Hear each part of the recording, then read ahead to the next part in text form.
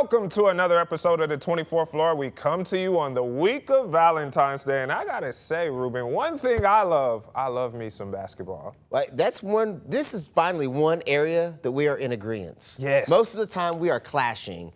But yes, I love me some basketball too. My favorite time of the year, my favorite sport. I can watch basketball all day long. We'll talk about high school, college, a little bit of NBA. Mostly college and high school. I know I was about to say, we know how you feel about the NBA. Well, we're going to talk a lot of basketball on this show, and we're going to start the show going back to our roots, and that's talking high school hoops because we are winding down to the end of the regular season. And because of Mother Nature, it's an all-out sprint. Yeah, winter storm obviously causing some serious problems, knocked out games for a couple of weeks. People now trying to get those games caught up. Gonna have to make them up and make them up fast. Some teams actually doing back-to-back-to-back type games this week, Rich. Like I said, you got to check your heart rate. One of the teams facing that is the Whitehaven Tigers, a team that when I decided to key back in on high school basketball here at ABC 24, they were my first stop. So joining us now on the program, he is the head coach of the Tigers. Welcome to the program, Mr. Willie Kemp. What's up, Coach? What's going on? How you guys doing today? Hey, we're good because we're thawed out. That's the best thing you can, that's the best thing you can be is thawed out. Coach, talk a little bit about the season right now. How's your squad looking? Oh man, my squad, we looking good right now. This is what I wanted. We towards the end of the season, so we coming together. This was a whole new team that we had coming into the season. And playing a national schedule, playing some of the top teams throughout the nation. We started a little rocky in the beginning, but we starting to come together now. Coach, you guys, when you look at the record, 20-7 overall, undefeated in district play, 9-game win streak. You made the state tourney last year and you graduated your top 6 players. To be able to do this right now, how confident, how proud of the guys are you? I know the job isn't done. You still got the postseason to get to, but to just kind of look back and be like, man, we really doing that thing. How do you feel about it? I'm super proud of my guys because, like I said, this is a whole new team, and they've been coming in and working hard since day one. And guys that never played together. It was gonna take some time, and they still kids, so they didn't realize how soon it was gonna click or when it was gonna click. And like I said, now they done became a team, and they playing together now. What are some of the things? I mean, obviously, record's great. Playing right now in the district, that's great. You got eyes on the postseason, but every coach in America is always looking at the things they got to get better at before the next big game. So what are some of the things that you need your team to improve on if they really want to make that long-term run? Just being there for each other. Of course, everybody not gonna make every shot, and also just controlling your body language, and again, like I stated, the first thing, just being there for your teammate. If somebody miss a shot, just, man, don't worry about it. You'll make the next one. Somebody make a turnover, don't worry about it, man. Let's get it back on defense. Just being there for each other, because that's what it's gonna come down to. It's not gonna take one or two players to win a state championship. It's gonna take the whole team. It's gonna take the bench energy. It's gonna take everybody being engaged on the bench to what's going on, inside in the game. So, and just being ready when the number's called. Coach, when I got a chance to put my first set of eyes on you all, it was at the St. George's game.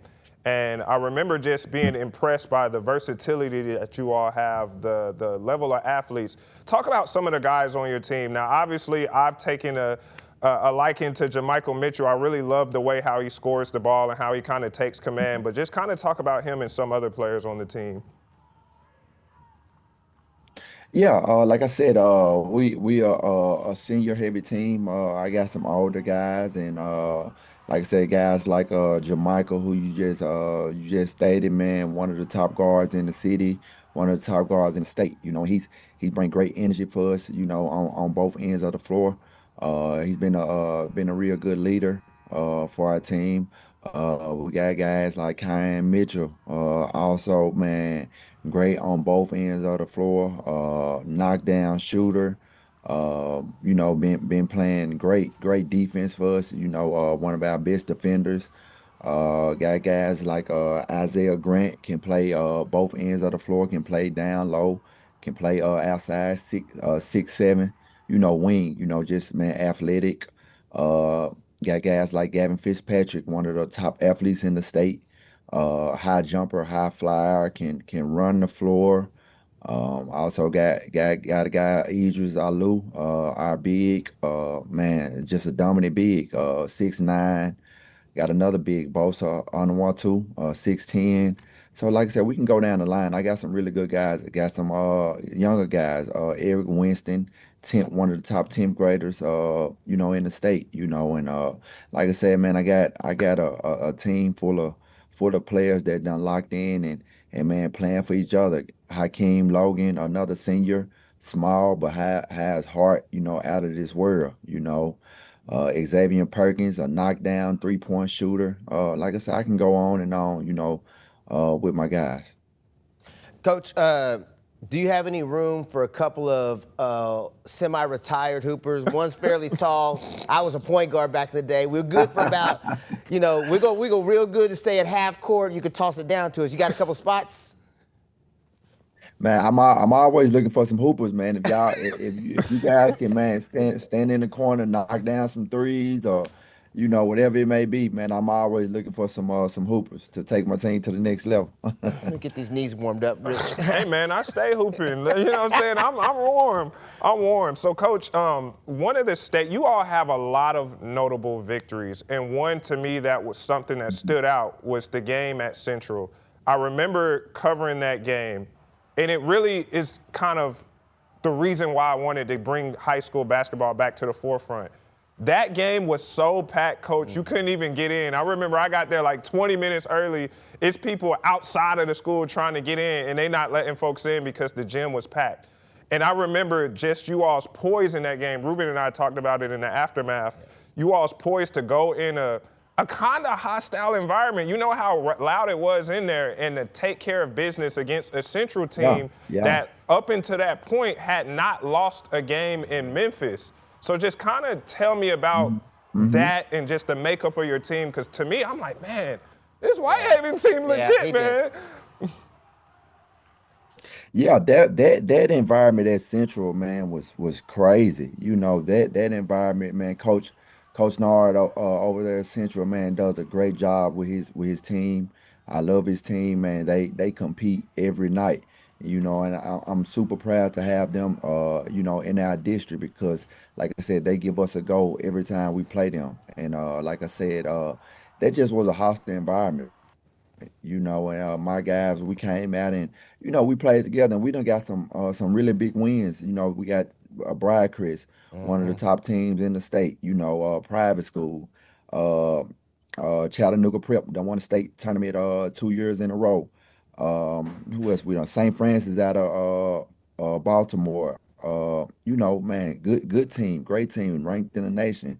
So we done played some really, really, really good teams, and it's preparing my guys, for this run for the state tournament. All right, Coach. I know we got to let you go. You probably have other things to do besides talk to us all day long. But one message before you get out. It's okay. If you had one thing to say to maybe any people who haven't taken the time to come watch your team play yet, what would you say to the people watching this who haven't taken the time to come check them out?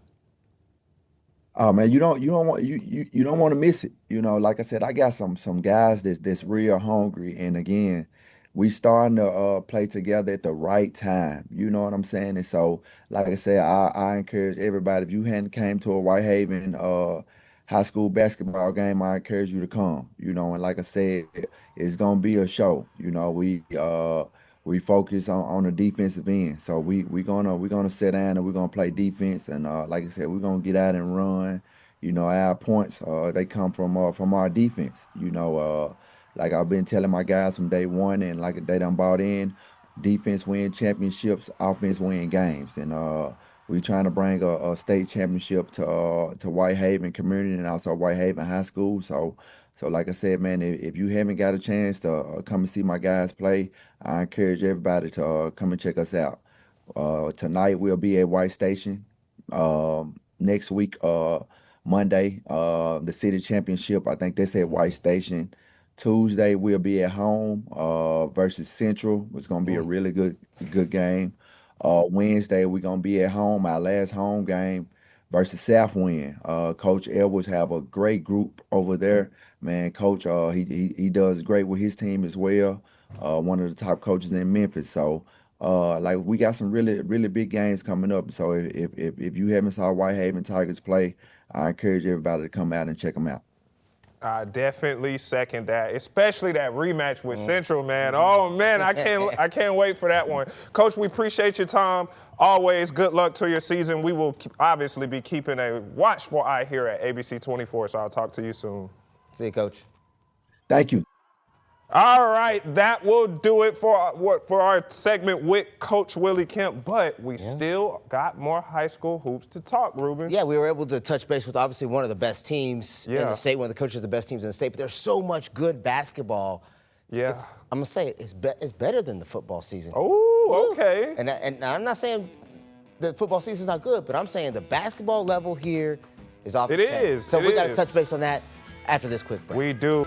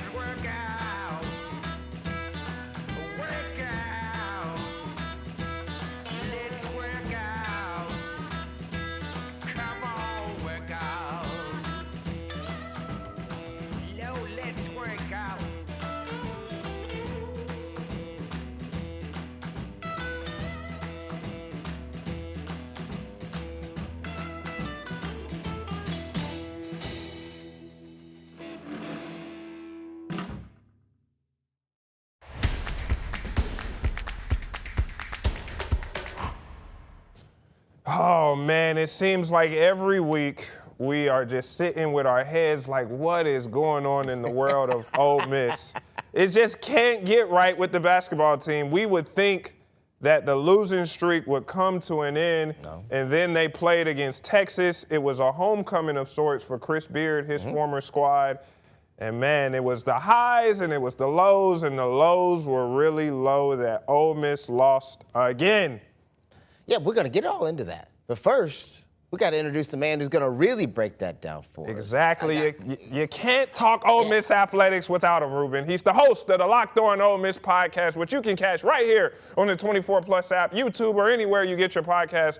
Welcome again to the program, Mr. Stephen Willis. He don't even want to wear no Ole Miss gear because they've been letting him down. Hey. There's images online of Justin Verlander at Detroit Tigers spring training. So I'm celebrating that moment. I'm relishing it right now. So that sounds like it might be about the only thing you can relish at this point, because there is no easy answer for Ole Miss basketball. No, it was weird because Ole Miss against Texas, they were down by 18 points in the first half and fought all the way back and took the lead against the Texas Longhorns in Austin and lost by double figures. I don't even know how that happens, but there were two runs by Texas of more than 14 points in that game, and it was frustrating. It was nice to see. Eduardo Klafke did have his best game as an Ole Miss Rebel. And Patton Peekins is going to be a bona fide star. If Ole Miss fans are watching this saying, hey, sorry about that. If Patton Peekins is the reason that Ole Miss fans should be excited about what could happen to this team moving forward. He's a genuine star in college basketball, and it is a reason to be locked in for Ole Miss fans. So, Stephen, that's 5 straight losses. Rebels now 11-12 overall, 3-7 in the SEC. We are past the point of saying the urgency level is officially high. But what I got to say is this just a bad stretch, or is this just who Ole Miss is? I think, as Andy Kennedy used to say, you kind of are what your record says you are. Yes. And I think this team, it just didn't work out. The pieces were there, the talent's there. Whenever they're clicking, they look really good.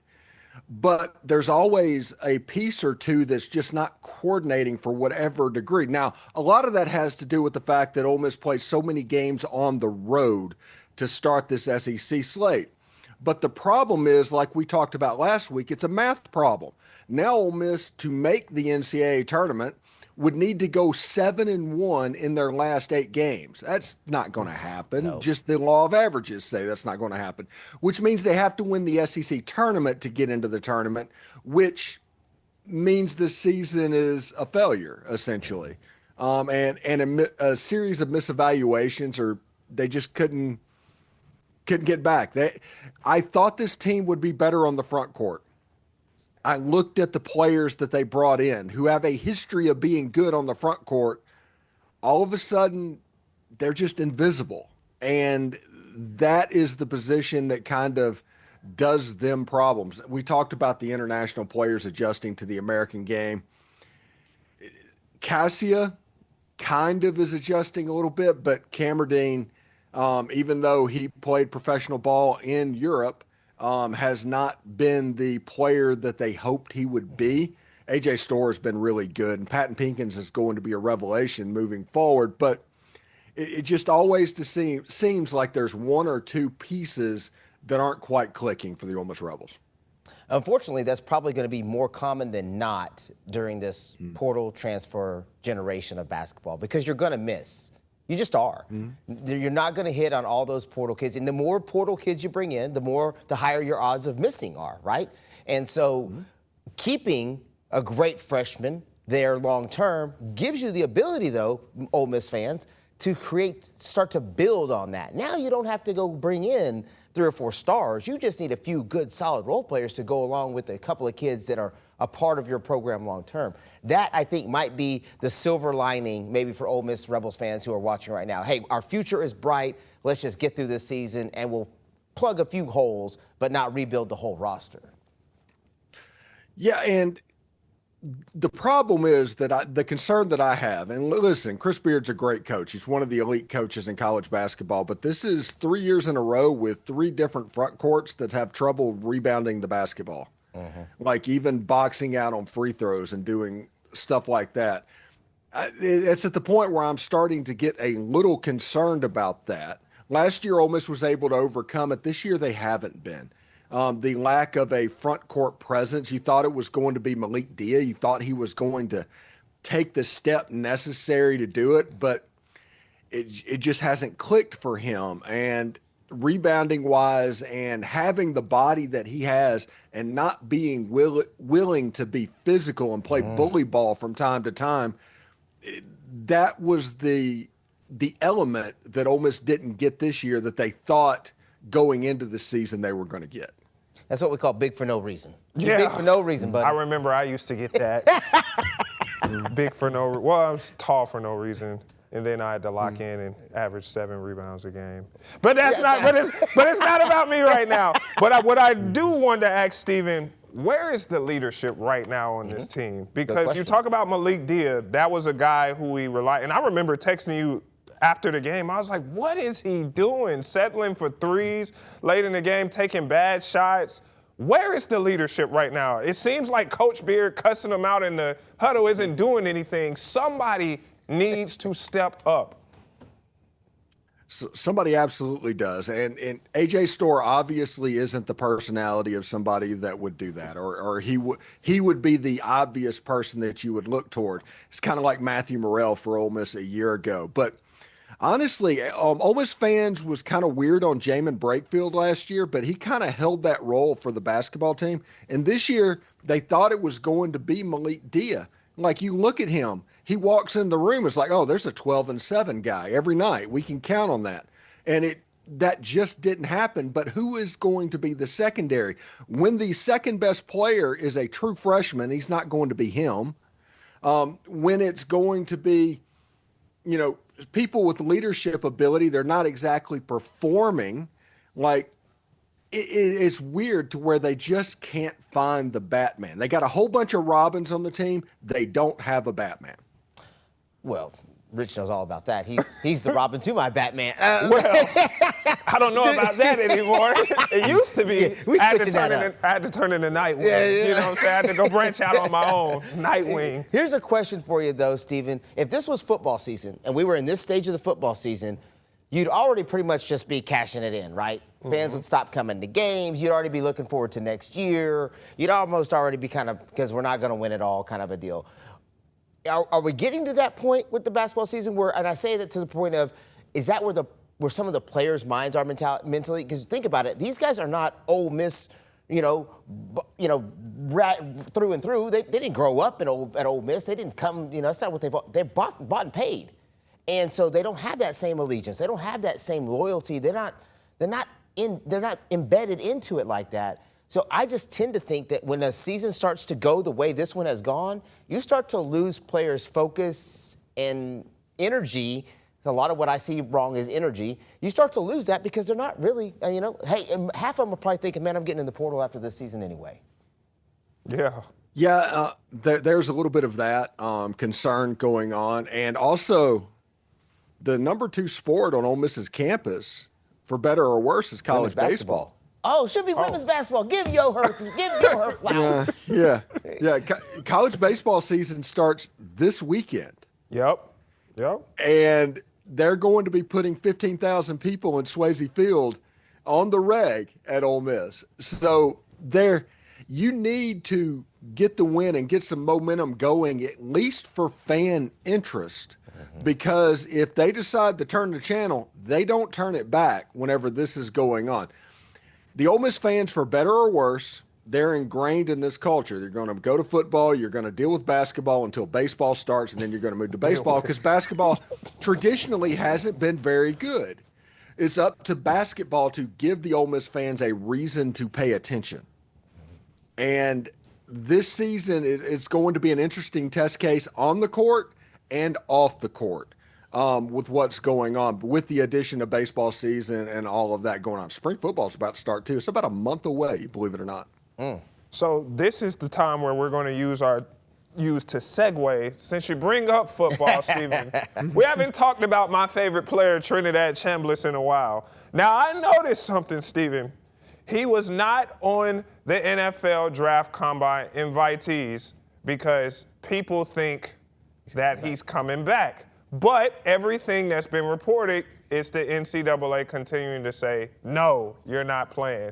Can you give us an update about the temperature check we are with Mr. Trinidad coming back for year 6? Okay. Whenever you're watching this, the hearing may have already happened. The hearing is on Thursday at 9:30, and that is the first hearing for the temporary injunction for Trinidad Chambliss. That's the legal avenue. Everything you've heard until now has been the NCAA. Everything along the way. We're going for the waiver that was denied. They go for the appeal that's denied. That it was all about that. And the NCAA claimed that Trinidad was not supported by Ferris State originally when they declined the waiver. Well, that turned out to be almost immediately a lie. Then in the appeal, they said, okay, we got 91 pages of medical documentation, but they didn't even take into the account the person who attended as a physician to Trinidad Chambliss. It was just words on a paper. That's the reason this lawsuit's happening. Now, Ole Miss, in all of its benefit, has put in I'm going to say a motion, but it's not a courtroom. This was with the NCAA, just for reconsideration to keep this file open a little bit longer. Because if the facts merit that Trinidad Chambliss get an injunction, which it just looks like it will, that's going to happen. I would be absolutely stunned if Trinidad Chambliss wasn't the quarterback for Ole Miss in 2026. But if that happens, it gives an avenue to the NCAA to say, okay, we grant the waiver, the file's open, our bad, this is gone, and it's done with. And then all of this goes away and they move on to whatever the next eligibility case they have. But that is where that is kind of going on right now. There's a hearing on Thursday at 9:30 a.m. In Pittsboro, Mississippi, by the way. That's in Calhoun County, Mississippi. That is halfway between the bustling metropolises of Bruce and Calhoun City. It's a town of about 300 people that just have a courthouse. Wow. Yeah, it's a really thing. It was a place that, even though I grew up my whole life in that state, I'd never heard of Pittsboro, Mississippi until now. But that is where the hearing is going to be. They're going to state their case. You know, Ole Miss has on their side Tom Mars and heavy hitters on that side. The NCAA has their usual cast of litigating characters that go around to these eligibility cases. Should be pretty interesting. I've heard different things, like Ole Miss fans talking about going out there and basically tailgating for a court hearing. Oh, and Lord. Just weird stuff about all of that. It's absolutely nuts to think of, but the facts and the merit of this case is on Trinidad's side. If it goes, if for some reason it doesn't, I would be absolutely stunned. Now, the best thing people can do, just for the record, is let this thing play out quietly so the NCAA can save face. If you make the Yes. one thing the NCAA is petty. If you make them look stupid, they're going to come back at you, and then they'll fight even harder. The best thing everybody could do is just let this thing ride, let the injunction happen, and like you said, Stephen, let the NCAA save some face on that one. Yeah. If you can get the NCAA to save some face, it'll be over, it'll be done with, and everything will be fine. Retribution is something that you're worried about. Whenever the infamous tweet from Hugh Freeze, when the probation happened in 2014, all that got a burr in the saddle for the NCAA, and it turned out that they were going for a pound of flesh, and they ended up getting it.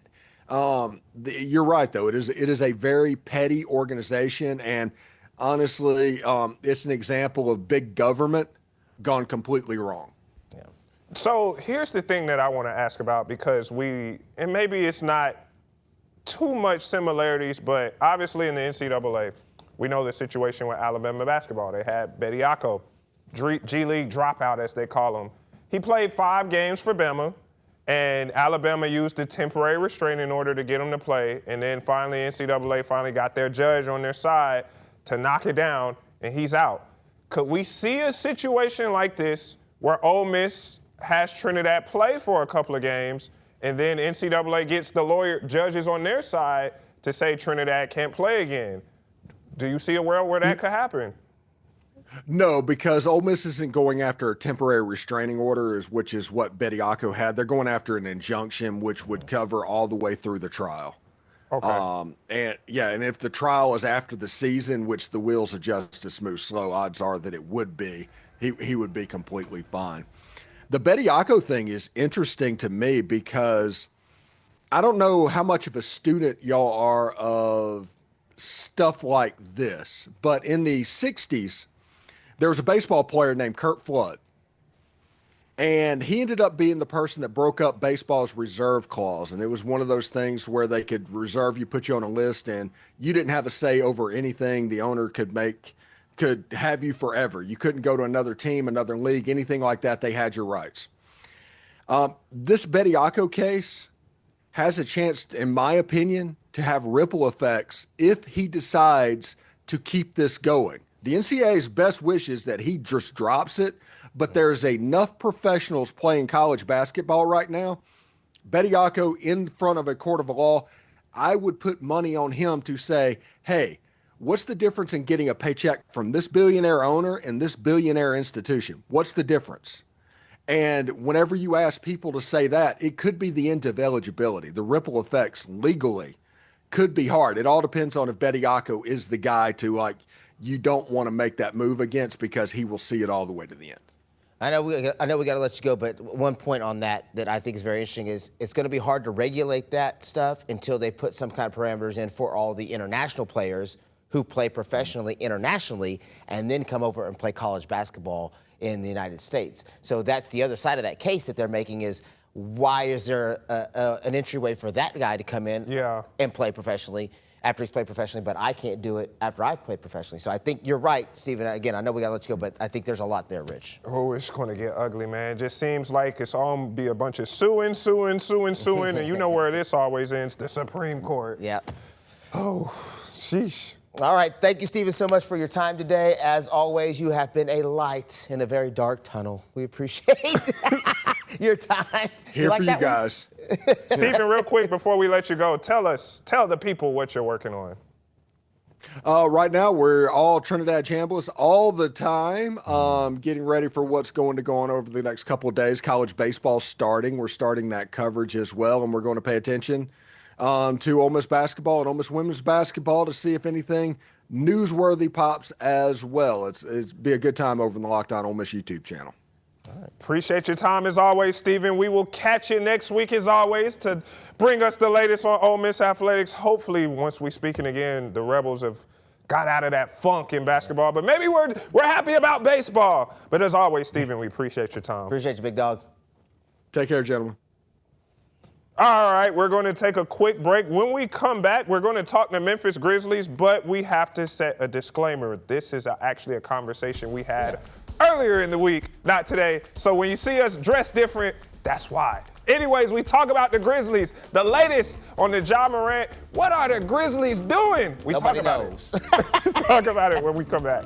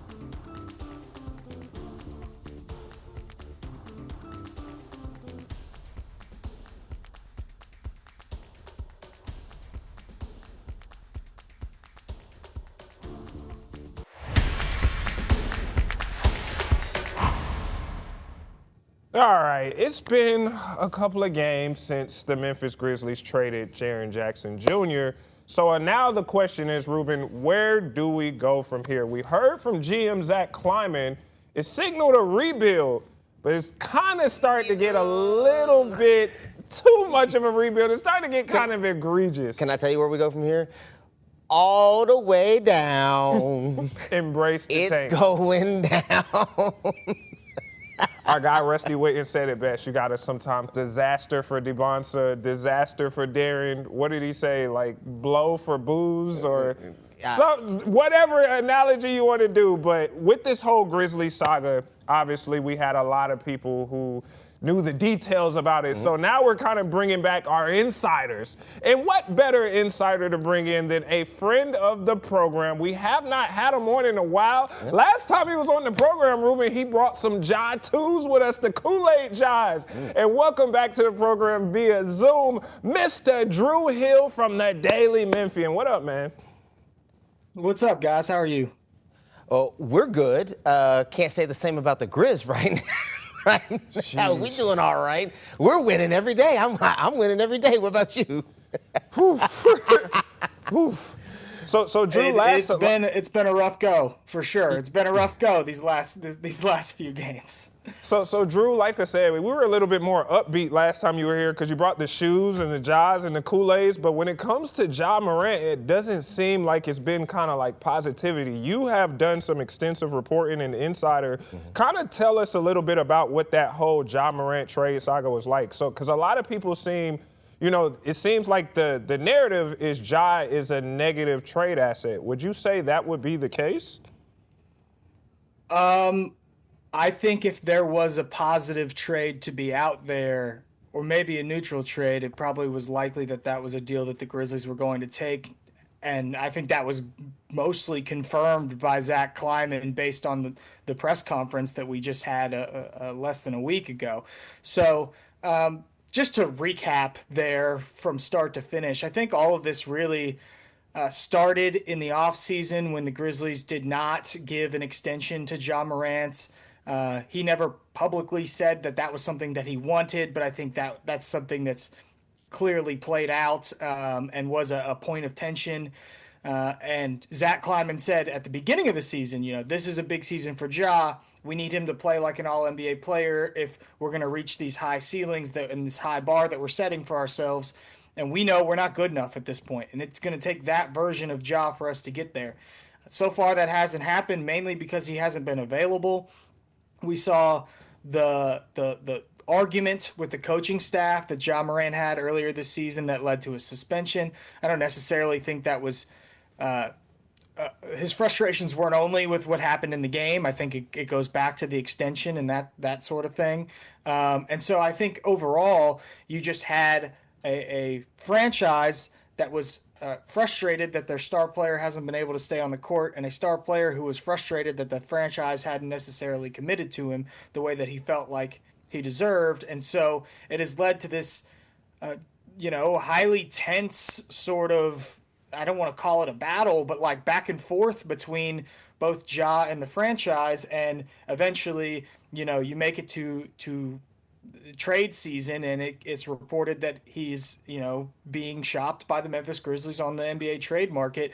I don't think that necessarily came as a massive surprise based on what we knew about the situation before and what the picture that was painted early on in the season. So it's been definitely probably a little bit more public than either party would like as it relates to just the sort of the drama. And I think that, in the end, the Grizzlies would have liked to start a full rebuild. Zach Kleiman made that very clear. He also said something to the effect of, it takes two teams to make a trade, and the Grizzlies didn't feel like they had a second team. So in terms of Ja's value, I would say it at least was not what the Grizzlies expected it to be or wanted it to be. It doesn't necessarily mean that it was all negative. It could have been neutral, right? It could have been just expiring contracts. The Grizzlies are not going to be in the business of giving out trade details.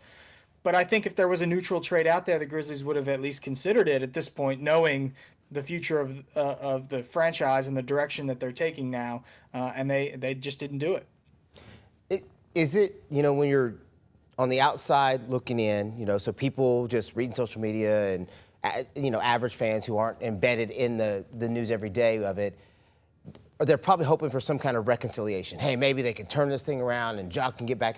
Are we past that point? Is it, because how superstar athletes can be when it comes to clashing with front offices. Are we past the point of no return here? Until the Grizzlies fully close the book on it, the book is not closed, right? But it feels like that would be an extreme long shot at this point because of what Zach Kleiman had to say. Teams going for a younger build, They're moving in a new direction. They started a rebuild. I think the words were, I'm not quoting him here, but he tossed in like a as much as we could sort of comment into the press conference, suggesting, look, we were trying to trade even more here, but we weren't able to get off of some of the players. You would assume he was talking about Ja Morant there. So based on the fact that Ja probably, if you put yourself in his shoes, how much does he really want to be on a rebuilding team at 26 years old that may be 2-3 years of being bad, before they're good again, depending on what happens in the lottery, I think. What's his preference in this? We know he said, I'm a loyal guy, I want to stay in Memphis, and he sort of backed up, his fans in London, did a little bit of a course reversal after the press conference in Berlin. But now the situation's much different. Jaren Jackson's not here. Desmond Bane obviously got traded over the summer. So I think at this point, when you're just trying to take this logically, right? You're just trying to read the room. You have a GM and a franchise that's ready to turn the page and move on, and you have a star player that's now stuck in a situation that would probably not be the ideal situation for him.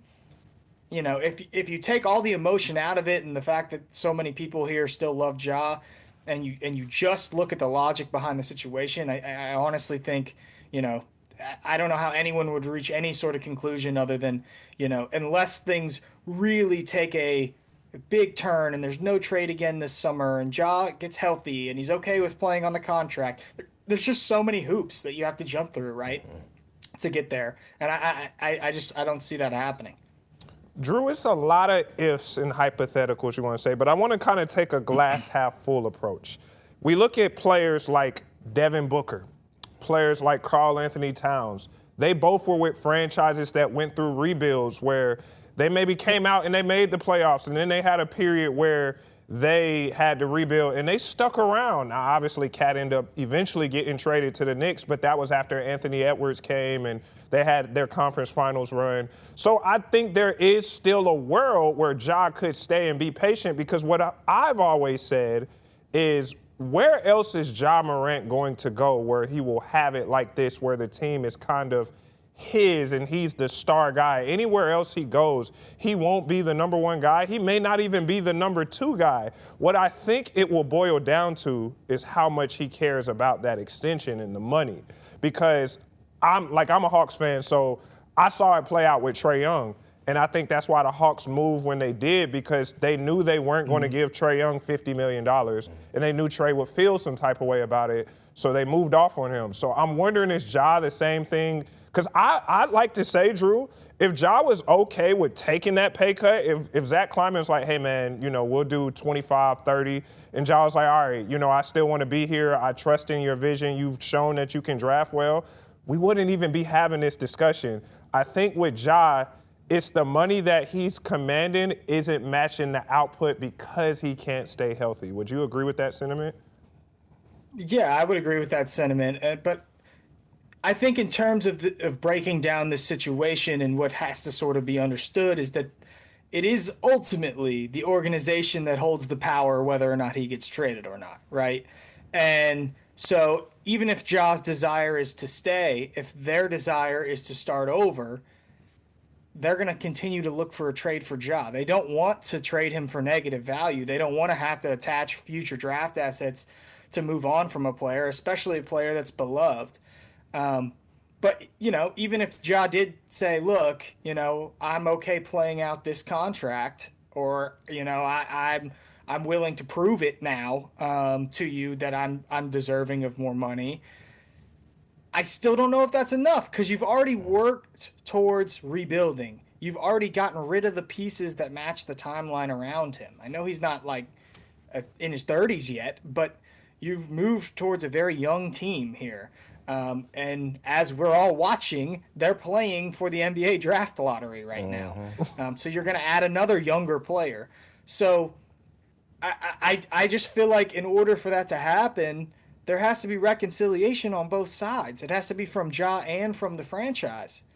And the franchise has already made steps to move on. So to me, that's why, it's so in doubt, is because they've already taken the steps to play basketball beyond Ja Morant, when his era with this team is over. And they essentially said the last era of the team is over. That's what they said. That's what Zach Kleiman alluded to at the press conference. So maybe. And look, he didn't close the book all the way, and no GM should. He said we'll continue to evaluate our options. But to me, every other answer in that press conference suggested that he's going for the full rebuild, that they're going to try to build this thing around Zach Edey and Cedric Howard and whatever future draft capital they can turn into good players. And I also found it very fascinating, and I'm sure you were going to ask about this, but that he would not commit to saying Ja Morant will play again this season. He was very non-committal throughout. Yeah. That would not surprise me at all. We've had this conversation off air before, where I've said if he doesn't get traded, I wouldn't plan on seeing him for the rest of the season. For whatever reason, he'll be out. I could see that easily happening. To your point, Drew, I don't see a reconciliation happening at this point. There's egos, personalities. Too much has been made public, is to what you said earlier. If a lot of this had been private, you could probably clean all that up. But so much of it has been public that it's hard to come back from some of that stuff. You mentioned draft just a few seconds ago, and I know Rich here is big on a few of these guys. Who would you love to see the Grizzlies draft in this next year's draft? There's the obvious answers here, right? There's the top of the class, which is extremely good. But when I look at Grizzlies draft prospects, there's a few things that I weigh heavily, because there's a long history of Zach Kleiman selecting that type of player. And I look for high efficiency and productive college players, no matter age, no matter athleticism or position. The Grizzlies have a long history of drafting these types of guys.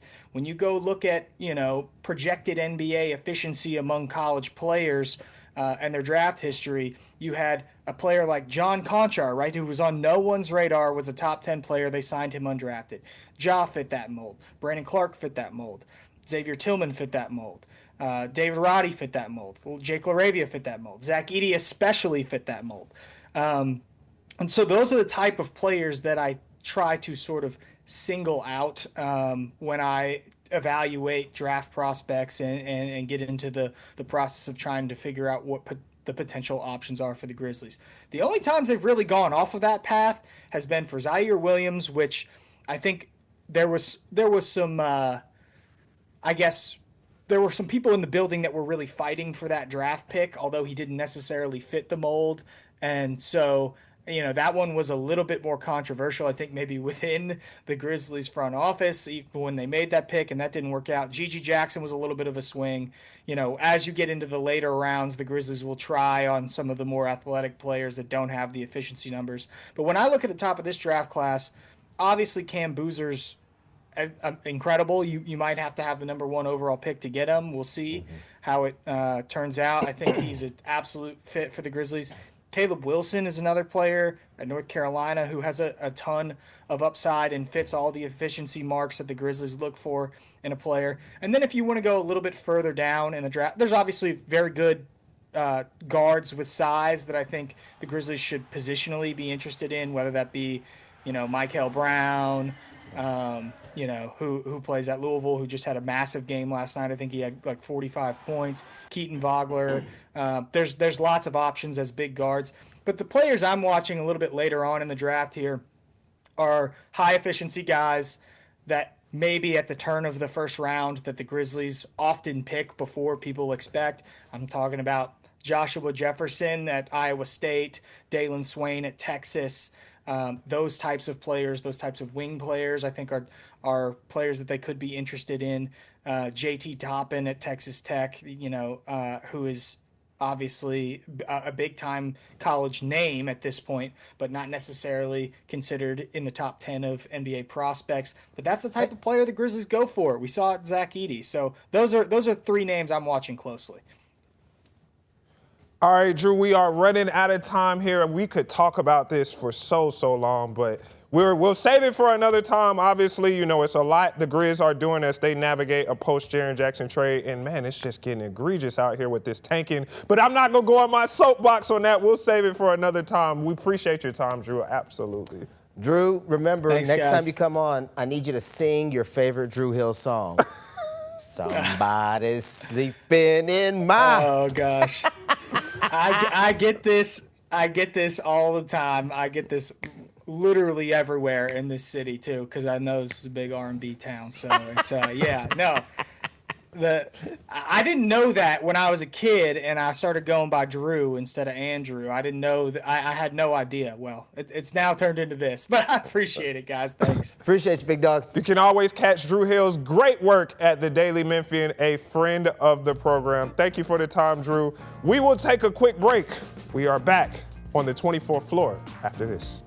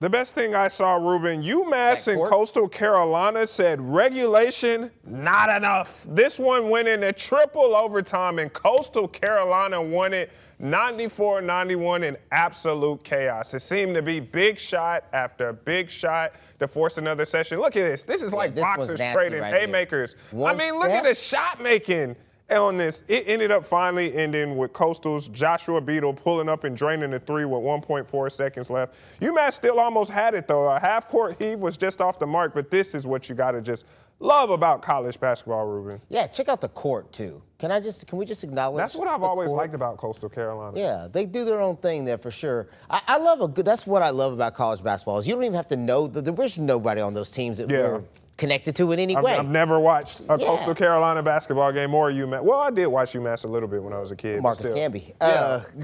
But watching it now, you're just watching because it's great basketball. It's a good, intense basketball game. I enjoy a good game like that. I watch a lot of what we call mid-major, so non-P4, P5 schools. I watch a lot of that kind of basketball. Especially with you being a coach. I do. You're getting these players to play for the future Coastal Carolinas and UMasses. I actually have a former player that plays at Coastal Carolina. And look at Coach Diaz. I watch that stuff because I feel like, first of all, I love college basketball. Yeah. At any iteration of it, I love it. Division II, Division I, any level, I love to watch it. JUCO, I love to watch college basketball. And so a game like this is really fun for me. I think that's great. And then you talk about the court. So I don't know if you're much of a video game guy, if your kids are. Remember the college football video games where you could rebuild programs and you'd get the mid-major? When I got college football, I used Coastal Carolina. Did you really? Because of the colors. I was like, man, I like their colors. We're going to rebuild them. All right, so that's the best thing you saw. What about the best thing I saw? Let's check it out. This is SEMO, so Southeast Missouri's Luke Almodovar's monster dunk. Did you see this when it happened? Say his name fast. Man, Luke Almodovar. His monster dunk in the game against Indiana State. He's actually from Indiana. Went to school in Noblesville, which is a suburb of Indianapolis. So a little payback for, I guess, not getting. That wasn't very noble. I lived in Noblesville. Yeah, when we lived in Indiana. Fun facts about Ruben, Noblesville. Really nice area, lots of shopping, great stuff in Noblesville. That dude, I guess, getting some payback on Indiana State. Was it very cold in Noblesville? Yes, it's cold in Indiana. That's what brought you to Memphis? That's why I'm back in the South. I can't stand you it, just can't take the cold? Bro, I'm telling you, the sun doesn't come out from like October till like April or late April. You don't even really see the sun. Well, you ain't telling me twice. I came from Minnesota. It's even worse. There you go. I was an hour and a half from Minneapolis and Rochester, so you know what I'm saying. But going back to this, I just think that, man, Indiana State, they used to be like the team because they had Larry Bird, and then they had Kareem Abdul-Jabbar, the dude with the goggles, and they was all cool and everything. They have nice colors, too. I would rebuild their program in a college basketball game. Yeah, but this right here, I just like the name, though. Say it again. Almodovar was what we're going to go with. But listen, so those are the two best things we saw on video. But honestly, we got to give a special shout out to the best thing we saw all week. And that was, own. Yes, Kenneth Walker the third. All right, there's no video for that, Andrew, so you don't have to worry about staying in the box. But I'm just helping the brother out. That guy is the Super Bowl MVP from Arlington, Tennessee. He's a former Tiger, played just down the road. I mean, total shout Arlington out. Tiger, not Memphis Tiger. Yes. That was a fumble by Ryan Silverfield, not bringing him to Memphis. He let Kenneth Walker go to Michigan State, and look what happened. Now we got a Super Bowl champion that came from Michigan State, and now those people can prop him up instead of Memphis. Do better. But we did have Calvin Austin, Calvin Austin the third. You see how those Roman generational. Numerals? Exactly. I'm Richard Denson the second, and if I hope to have a kid, I'm Richard Denson the third, RD3. Okay, you're not RG3, so stick with it. Not. That used to be my guy, but we're not going to get into his problems. So again, shout out again to Mr. Kenneth Walker III, his entire family, and everybody who played a part in that young man's success. By the way, Ruben didn't think the Seahawks were going to win the Super Bowl, but he was just playing the contrarian gimmick to me. You know? I always go against whatever you say. If you said Pats, I would have said the Seahawks. That's just the way it is. We should bring back Say What. And to be fair, we talked about this a little earlier. Drake May probably had the worst Super Bowl performance that I've ever seen out of a quarterback in the modern era of me watching Super Bowl. You got to give him grace, though. Second-year quarterback, and he had rookies on the O-lineman. Yeah, okay. I'm going to give you all of that. He still threw 250. Then I'm going to, but the reason I know is because I bet on it. Listen, so he ended up throwing 250, but most of that is in the second half. It was garbage time. They punted. I don't know if I think they had 75 or 78 total yards in the first half. Yeah. So yeah, the back end looks good, but the front end is the reality of it. So Drake May, while he's a second-year quarterback, while they have a young line, you're in the Super Bowl. So you're supposed to be one of the best teams with one of the best quarterbacks because you're in there, right? That's the image that we all have. I get it. You still got to perform. Do we look at the Pats like the Bengals? It's like they'll probably never be back? Yeah, just like how Joe Burrow, we was like, oh, Joe Burrow's going to get back. Joe's never going to get him back. Not going to get back. But I do got to say, shout out to that draft class, man. I'm a little jealous. As a Falcons fan, my quarterback's Michael Penix, and he's the only one out of that quarterback class that hasn't been in the playoffs. You got Caleb Williams, who was in the playoffs, Jaden Daniels, Bo Nix, Drake May, Penix. We coming, man. Well, let us get healthy. Let's get that knee healthy. We'll be back. It's a lot of problems going on with the Atlanta Falcons. We're not going to talk about it right here on this program. But when Penix get back, we coming. Best believe, Ruben, we are coming. Let us all save that for another day because I think all of us in reality know that those Falcons ain't going nowhere. I bet you will be in the playoffs. This is not happening anymore. Y'all ain't been good since Dion. All right, that's going to do it for today's episode of the 24th Floor. I'm not even going to. You about to tick me off now. I'm going to send some expletives on this program.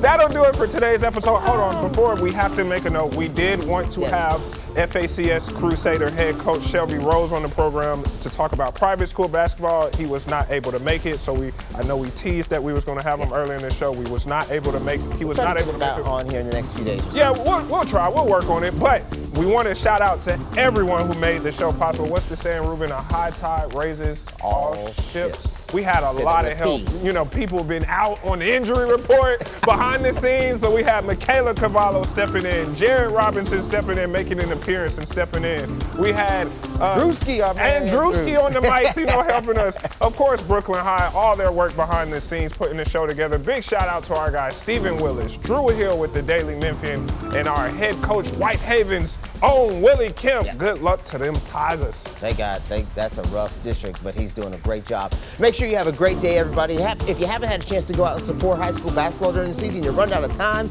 make sure you go do it. And again, go Birds, any birds but the Falcons, just so we're all on the same page. It's an Eagles fan, by the way. Actually, was Eagles, Cowboys, Texans, Colts. Who knows? I got it all. Get out of here, man. Like, let's get roll.